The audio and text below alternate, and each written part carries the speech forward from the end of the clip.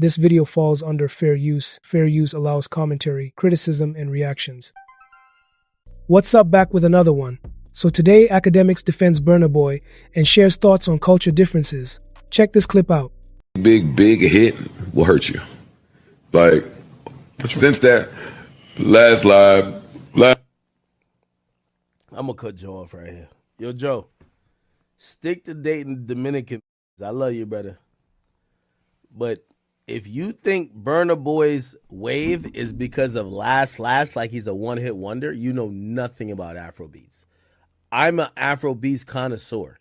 So if you're talking about Davido, if you're talking about Thames, if you're talking about Wizkid, you're talking about if you're talking about Burna Boy, if you're talking about Asaka, it's so much depth to this. Listen, yes, U.S. mainstream may have caught on him with Last. This guy's a prolific musician. His album after Love Domini is, it's okay. Because I think he tried to do songs with 21 Savage. He was kind of like almost embracing being a New York African. But Love Domini is absolute classic. African Giant classic. Like, bro, when I went to City Field, it wasn't a bunch of, it was ethnic people who were descendants of immigrants or people, like a lot of Nigerians, Ghanaians. It was Kenyans. I do think he does have, I do think some of the attitude stuff is like playing a part into stuff. And yes, he doesn't have a current hit, but he's not a one-hit wonder. Do not act like Last is the thing that put him on. He did a stadium. None of the you like, Joe, could do a stadium. That's a fact. Joel Santana can't do it. Like all here. So, I want to defend Burna Boy a bit because Burna Boy is a goat. Sorry to tell y'all. Since that last live, now everybody shadow, like they start expecting you to start producing like that at that clip. No. And if you don't, I don't think Burna Boy's had a record anywhere near that record. He's been on joints. Cap. I want to say that's Cap. Cap. This is where, Joe is a casual of Afro beats. There's a lot more going on. Yes, some of it is the attitude.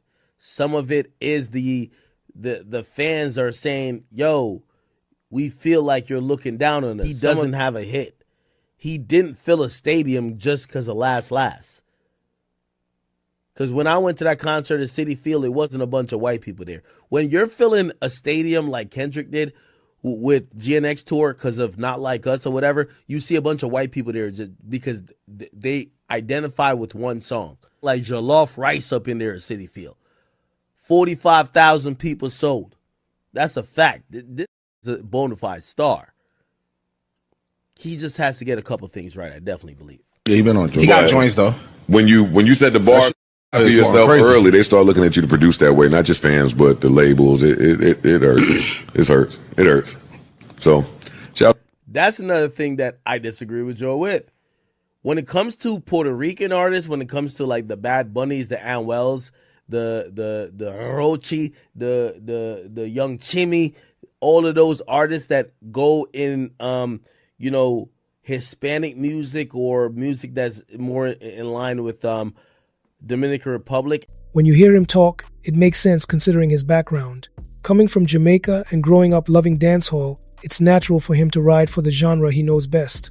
And also when it comes to Central C, when it comes to, that's a UK artist, when it comes to all these Afrobeat artists, this is where I think this is outside, respectfully, I love Joe. This is outside Joe's realm.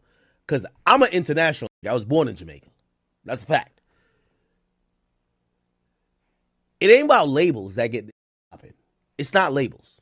There's no label that could take credit for Central C. There's no label that could actually take credit for Bad Bunny. There's no label that takes credit for Anuel. There's no label that takes credit for Thames. None of that.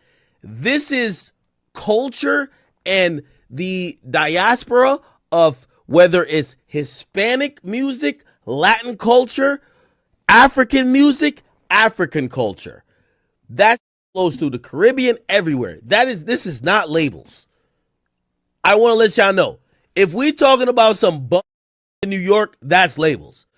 These people that are coming to sell out stadiums in the United States, and they're not from the United States, it's not because of labels. If the labels could do that, they would grab it from Sri Lanka and Bangladesh, Mozambique, and say that's popping in the United States. You not hashing so high for yourself early, they start looking at you to produce. Yo, put it like this. There's a Puerto Rican nigga, like, first of all, there's Puerto Rican that come over here and do arenas, and there's in New York that do hip hop that can't do arenas. It's not about labels, man. It's about culture. What's up? So what are my thoughts about this? Here's the thing. When Akademiks talks about Burna Boy and cultural differences, it's a perfect example of how personal experiences shape opinions in music discussions. Being from Jamaica and growing up with dancehall as his favorite genre, it's understandable that he's going to naturally defend what he loves and sees as culturally significant. That doesn't mean he's disrespecting African American hip-hop. It's more about perspective. Dancehall has a deep connection to his upbringing, and when he highlights it, he's speaking from a place of familiarity and pride. We've also seen how genres like Afrobeats have grown massively in recent years, even reaching the top when it comes to streaming, showing that music continues to evolve and cross cultural boundaries. His defense of Burna Boy reflects the way people gravitate to the music that resonates with them, while also respecting global trends. At the same time, it's a reminder that hip-hop isn't the only genre that defines excellence or popularity. The world of music is wide, and streaming numbers, cultural influence, and personal taste all play into what people choose to support. Okay, so drop a comment, smash that like button, and make sure you subscribe for more videos like this, and I'll see you in the next video.